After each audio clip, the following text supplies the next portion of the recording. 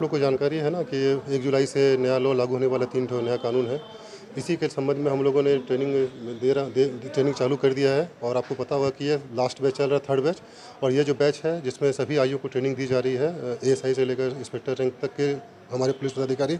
इसके अलावा डॉक्टर्स भी हैं इसमें, और कोर्ट से एपीपी साहब लोग भी हैं। इसके अलावा रेलवे पुलिस के भी लोग हैं, हमारे साक्षर पुलिस लोग भी हैं।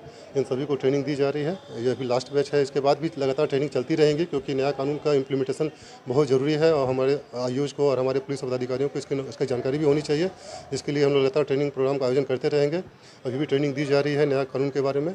और जैसा कि कितने दिनों तक ये अभी चलेगी? ये अभी अगले 3 दिन तक और चलेंगे, 30 जून तक। ये लास्ट है? ये लास्ट बैच चल रहा है शेड्यूल के हिसाब से। नया चीज़ आपने बताया है कि जो किसी को अगर रिमांड पर ले रहे हैं तो उसमें कुछ नए नियम पालन करने, वो क्या है? हाँ, जैसे पहले जो हम लोग जो पुराने लॉ हम लोग का सीआरपीसी था, उसके आधार पे यही था कि जब भी हम किसी अभियुक्त को गिरफ्तार करके न्यायिक हिरासत में भेजते हैं, उसके बाद अगले 15 दिनों के अंदर ही हम लोगों को उसको रिमांड में लेने का नियम प्रावधान था।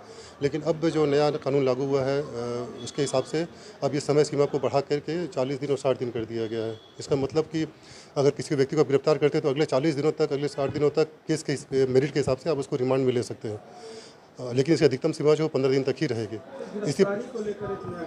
इसी प्रकार से भी और भी बहुत सारा चेंजेज इसमें आया है। और इसमें जो महत्वपूर्ण बदलाव अगर कहें तो इसमें यही है कि सभी चीज़ के लिए, सभी प्रोसेस के लिए एक समय सीमा निर्धारित कर दी गई है। पहले क्या था कि अनुसंधान का एक अनलिमिटेड समय तक लोग अनुसंधान करते रहते थे।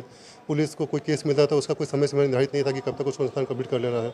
लेकिन अब क्या है कि अब केस के मेरिट के हिसाब से एक अनुसंधान करने के लिए समय सीमा निर्धारित कर दी गई है।